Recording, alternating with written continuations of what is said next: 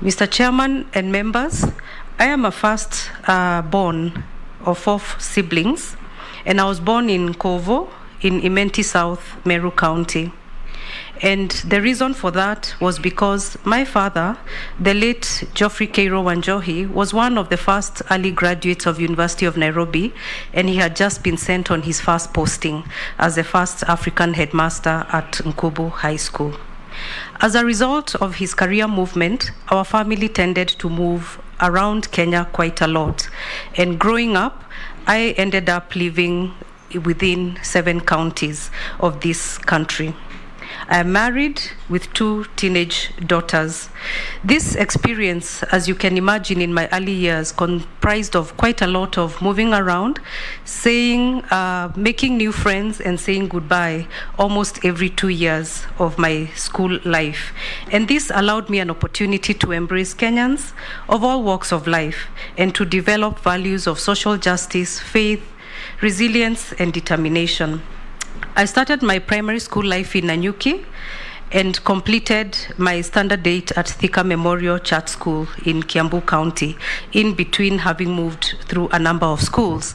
In 1989, I went to Gandu Girls High School in Nyeri County, and upon completion of my Form 4, proceeded to University of Nairobi for a Bachelor of Laws degree, upon which I went to the Kenya School of Law for a diploma in law.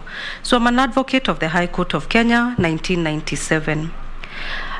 That marked the beginning of my professional life with Muthoga Gaturu and Company, and after a year I progressed to South Africa for my postgraduate degree, and I earned a master's in advanced corporate law and tax from the University of Cape Town. I happened to be in South Africa barely 4 years after its gaining independence, so I was a beneficiary of the Black equity employment, which was availed irrespective of citizenship, so long as one was Black. And that allowed me to spend a lot of time and work with KPMG in Cape Town, where I was involved in the demutualization of Old Mutual and the subsequent listing on the London Stock Exchange.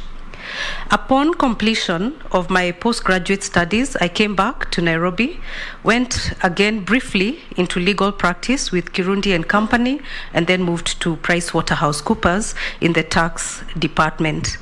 That marked the end of my private sector career as I went into the regulator, the Communications Commission of Kenya, in 2001. And have had 22 illustrious years in the public service. During these 22 years, a lot happened, and if you will allow me, I will just go through some significant events. In 2005, I had the opportunity to proceed on international secondment to the UN in Geneva, and I spent some time there with the International Telecommunications Union as a regulatory expert.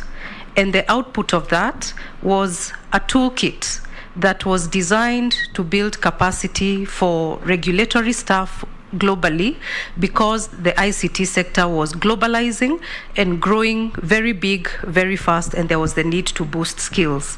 This was a UN World Bank InfoDev project. Upon completion of this project, I did come back.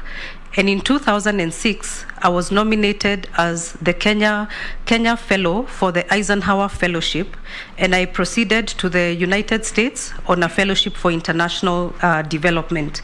This allowed me to see what possibilities could lie if one exerted themselves to unlock policy possibilities. Upon return from the fellowship, I continued with my work, which involved policy and legislative reform, and I was engaged in developing draft policies and regulatory frameworks which have formed the bedrock of the successful ICT sector in Kenya as we know it today. In 2018, I had the opportunity to chair the National Task Force for the policy for data protection in this country, and the output is the creation of the Data Protection Office that we know today, which is currently operational for about 2 years. While within the public sector, I rose, and the highest role that I performed was the Acting Director General of the Communications Authority of Kenya for 2 years until a substantive Director General was appointed. As we speak, I serve as the Director of Legal Affairs and the Board Secretary.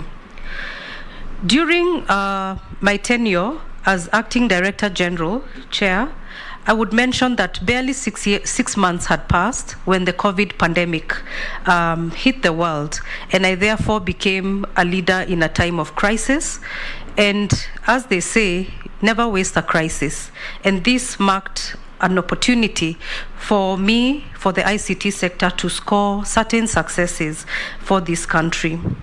COVID was a time of great destabilization, and one of the successes was the utilization of resources available in this country to enable economic stabilization, because in 24 hours the economy moved from the office to the house, learning moved from the school to the house, and this availed us an opportunity to discuss with the sector on how best we could enable them to carry the extended traffic over that period. And Mr. Chairman, it turned out that Kenya was the first country in sub-Saharan Africa to issue regulatory directives that enabled that support, and this was recognized by the United Nations.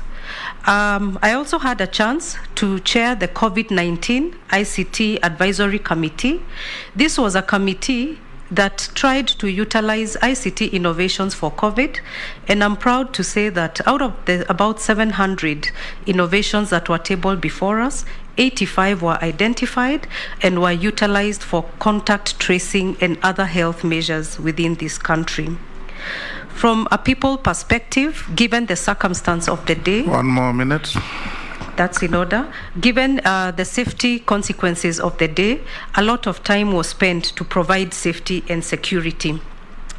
Mr. Chairman, I do recognize the great weight, as you have mentioned, that this role carries. I recognize the high level of accountability that it comes with, and indeed, I do hope that this exposure, this background, makes me a suitable fit for this role if appointed to the role.